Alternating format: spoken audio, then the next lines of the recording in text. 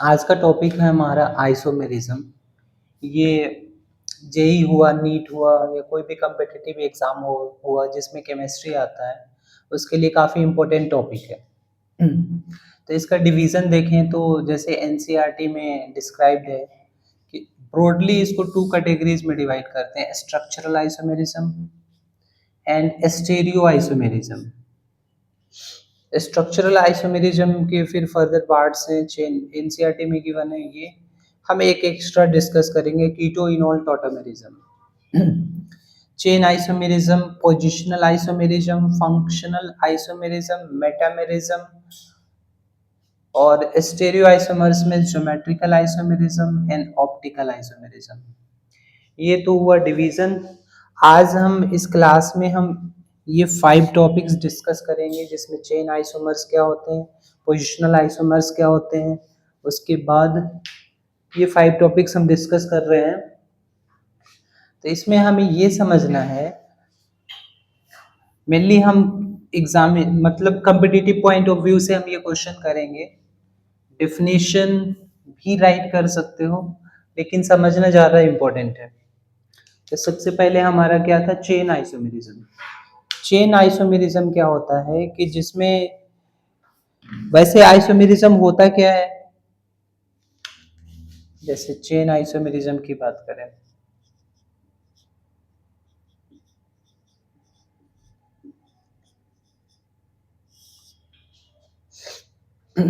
तो आइसोमेरिज्म होता क्या है। तो आइसोमेरिज्म मतलब ऐसे कंपाउंड्स जिसके केमिकल फार्मूला तो सेम हो, मॉलिक्यूलर फार्मूला तो सेम हो, लेकिन जिनके स्ट्रक्चर डिफरेंट हो जाते हैं, जिसकी वजह से उनकी कुछ फिजिकल प्रॉपर्टीज, कुछ ऑप्टिकल प्रॉपर्टीज चेंज हो जाती हैं।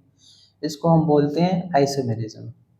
चेन आइसोमेरिज्म में क्या होता है, जैसे इसमें मिथाइल ग्रुप के पोजीशंस चेंज होते हैं। जैसे मान लो आपका ये मिथाइल है,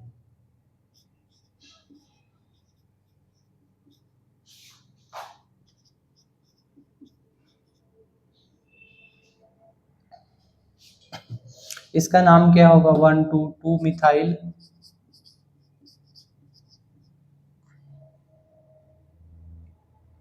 पेंटेन, 2 मिथाइल पेंटेन।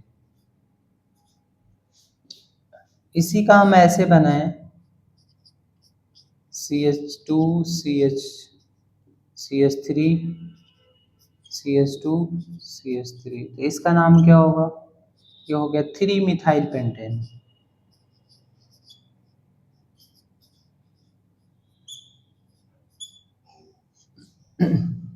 तो ओनली मिथाइल ग्रुप के पोजीशन चेंज करने के वजह से जो उसके स्ट्रक्चर में डिफरेंसेस आते हैं, उसको हम बोलते हैं चेन आइसोमेरिज्म। अगर कोई फंक्शनल ग्रुप भी होता है तो उसका पोजीशन चेंज नहीं होगा इसमें। जैसे मान लो कोई अल्कोहल ग्रुप है तो उसका पोजीशन चेंज नहीं होगा। तो ऐसा नहीं है कि चेन आइसोमेरिज्म में कोई फंक्शनल ग्रुप वाले एलिमेंट्स नहीं आएंगे। बस आपको देखना है कि क्या सिर्फ मिथाइल ग्रुप का पोजीशन चेंज हो रहा है, क्या अल्काइल ग्रुप का पोजीशन चेंज हो रहा है। अगर यहाँ पे मिथाइल की जगह पर इथाइल भी हो सकता है। तो किसी अल्काइल ग्रुप के पोजीशन के चेंज करने से जो स्ट्रक्चर का डिफरेंस आता है, उसको हम क्या बोलते हैं, चेन आइसोमेरिज्म बोलेंगे। उसके बाद है पोजिशनल आइसोमेरिज्म।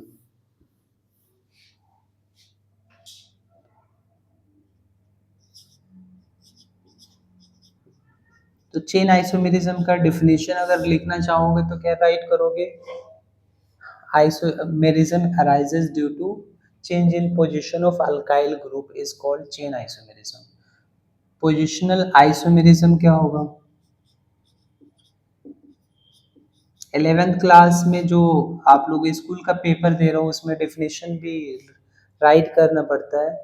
ये ज़्यादातर क्या होता है, आपको एग्जाम्पल्स ही आइडेंटिफाई करने होते हैं या एग्जाम्पल्स राइट करने होते हैं। तो डेफिनेशन भी ठीक है, लेकिन समझना ज़्यादा इम्पोर्टेंट है। यहाँ पे मैं बार बार ही बोल रहा हूँ आपको, पोजिशनल आइसोमेरिज्म क्या होता है। तो पोजिशनल आइसोमेरिज्म में क्या होता है, कोई ना कोई फंक्शनल ग्रुप होता है। जैसे ये देख लो OH ग्रुप है यहाँ पे, और यहाँ पे ये है हमारा प्रोपेन टू टू ऑल। क्या है ये, प्रोपेन टू ऑल, प्रोपेनॉल। और इसी का पोजीशन अगर फर्स्ट पोजीशन पे होता तो क्या होता, डिफरेंट होता।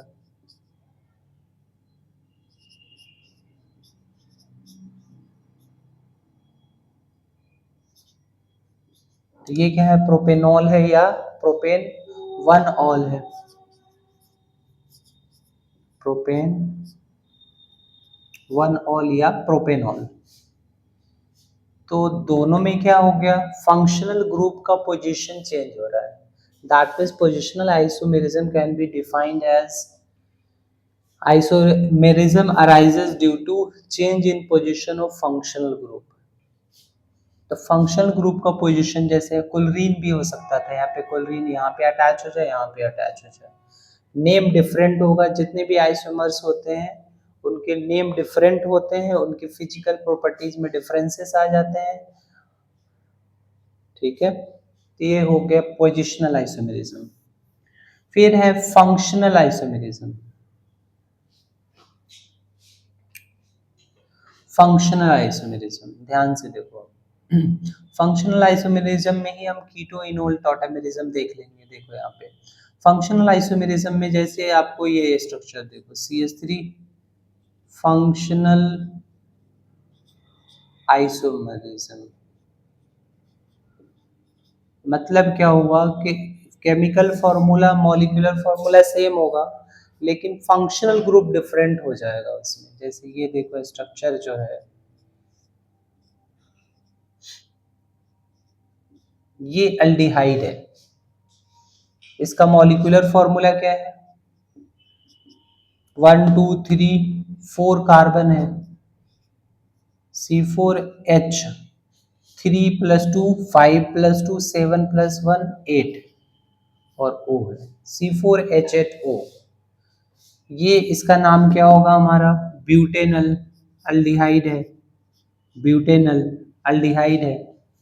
इसी को मैं कीटोन बनाऊं, ध्यान से देखना आप लोग।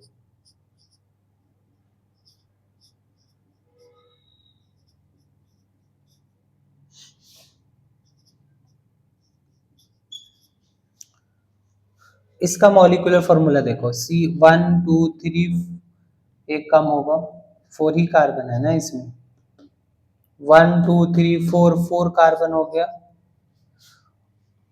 हाइड्रोजन कितना है, 3 + 2 5 + 3 8 और ऑक्सीजन है। मॉलिक्यूलर फॉर्मूला सेम है लेकिन इसका नाम क्या हो गया, इसके नेम क्या हो गए, ब्यूट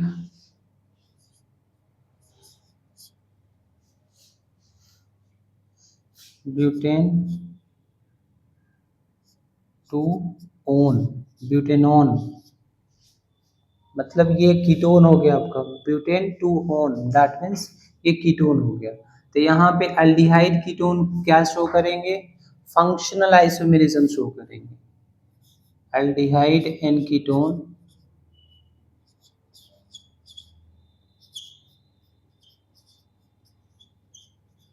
shows functional isomerism।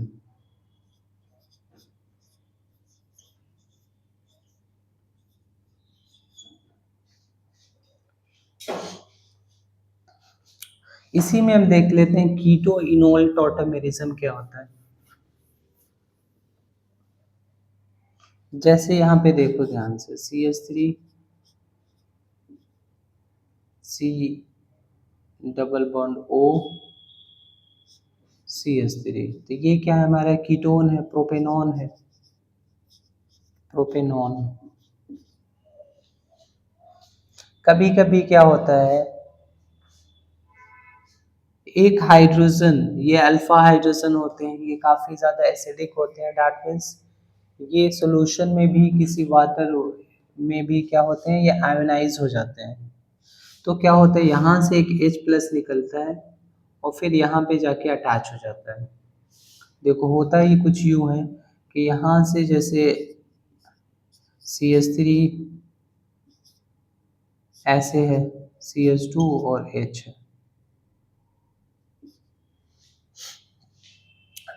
यहाँ पे ये इलेक्ट्रॉन छोड़ के जाएगा तो यहाँ पे नेगेटिव चार्ज आएगा और ये हाइड्रोजन H प्लस के फॉर्म में निकलेगा, H प्लस फॉर्म देगा ये। और फिर इसको स्टेबलाइज करने के लिए ये जो बॉन्ड है, ये जो ऑक्सीजन पे डबल बॉन्ड है वो क्या होगा, यहाँ पे अपना इलेक्ट्रॉन ले, मतलब ये बॉन्ड के इलेक्ट्रॉन्स इस पे चले जाएंगे। तो यहाँ पे हो गया नेगेटिव, यहाँ पे हो गया पॉजिटिव, यहाँ पे नेगेटिव, तो क्या होगा,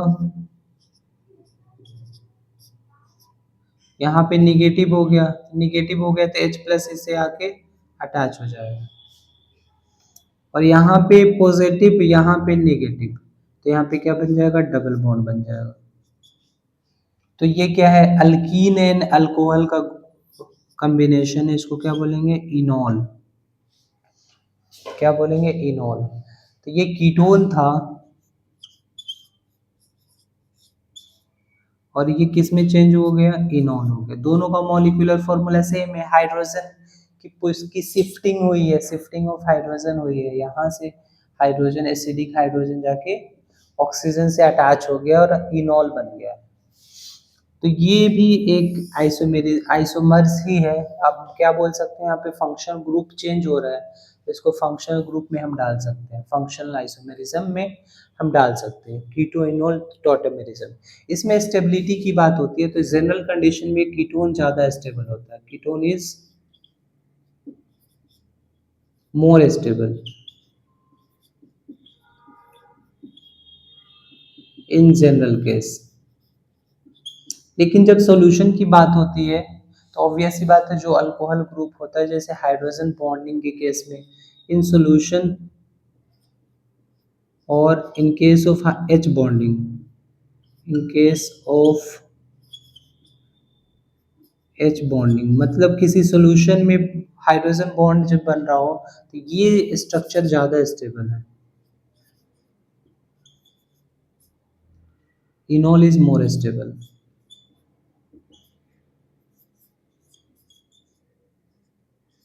मतलब एक जनरल केस की बात ये किया जाए तो उसमें कीटोन ज़्यादा स्टेबल है, लेकिन कुछ स्पेसिफिक केस जिसमें हाइड्रोजन बॉन्ड का फॉर्मेशन हो रहा हो किसी सॉल्यूशन में, उसमें हम देखेंगे तो हमें पता चलेगा कि इनॉल ज़्यादा स्टेबल है। तो ये हो गया कीटो इनॉल टॉटेमेरिज्म। इसमें हो क्या रहा है, H प्लस की शिफ्टिंग हो रही है, एसिडिक हाइड्रोजन अल्फा हाइड्रोजन निकल के ऑक्सीजन पे जा रहा है और डबल बॉन्ड का फॉर्मेशन हो रहा है। ये हो गया कीटो इनॉल टॉटेमेरिज्म। उसके बाद हमारा है मेटामेरिज्म।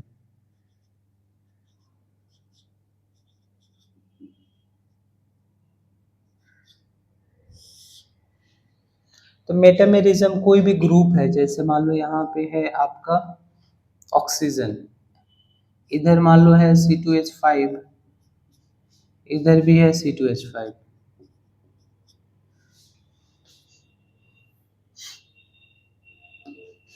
क्या होगा, इथॉक्सी इथेन। अब क्या हो जाएगा, जैसे मैंने क्या कर दिया इसको, CH3 इधर कर दिया, इधर कर दिया C3H7, दोनों का मॉलिक्यूलर स्ट्रक्चर सेम है, यहाँ पे फंक्शनल ग्रुप भी चेंज नहीं हो रहा है। लेकिन क्या चेंजेस हो रहा है, तो मिथाइल ग्रुप चेंज हो रहा है, मतलब methyl group changes, methyl group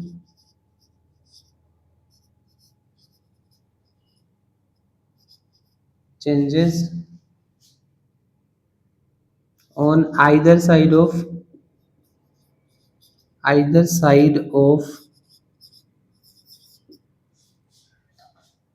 functional group। तो ये जो आइसोमर्स होंगे इनको बोले जाएंगे मेटामर्स, और जो जो फेनोमेना है इसको बोलेंगे मेटामेरिज्म। तो ये हो गया हमारा मेटामेरिज्म। मेटामेरिज्म क्या ओनली ईथर में पाया जा सकता है, तो ऐसा नहीं है, जिसके अलोंग दोनों साइड में मिथाइल ग्रुप हो, जैसे एस्टर हो गया COO, इधर भी हमारा फंक्शनल ग्रुप है, इधर भी फंक्शनल ग्रुप है। तो एस्टर में भी ऐसा चीज़ देखने को मिलेगा, जैसे C2H5, यहाँ पे C2H5, फिर CH3 COO C3H7, तो ये भी एक मेटामेरिज्म का एग्जाम्पल हो सकता है। तो कोई भी फंक्शनल ग्रुप के अलोंग में दोनों साइड में अगर आपका चेंज हो रहा हो, मिथाइल ग्रुप चेंज हो रहे हो, तो उसको हम क्या बोलेंगे? मेटामेरिज्म बोलेंगे। मेटामर्स होंगे और फिर वो जो फेनोमेना होगा आइसोमेरिज्म का, उसको क्या बोलेंगे हम? मेटामेरिज्म बोलेंगे। आइसोमेरिज्म छोटे छोटे वीडियोज में हम कुछ वीडियोज को कवर, जितने भी टॉपिक्स हैं नीट एंड जेई का, वो सारे कवर करेंगे। तो अभी ये काफ़ी बेसिक एनसीईआरटी का था। इसके बाद हम जो करने वाले हैं, इसके बाद वाली वीडियोज में स्टीरियो आइसोमेरिज्म में सबसे पहले हम देखेंगे कन्फॉर्मर्स क्या होते हैं, कन्फॉर्मेशंस, कन्फॉर्मेशनल आइसोमेरिज्म,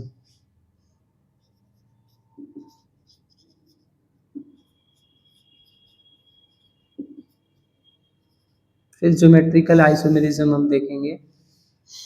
ज्योमेट्रिकल आइसोमेरिज्म में सिस एंड ट्रांस देखेंगे।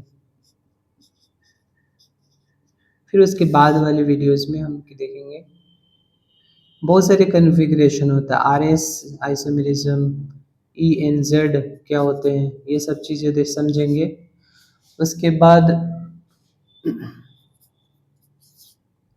ऑप्टिकल आइसोमेरिज्म का एक सीरीज चलेगा।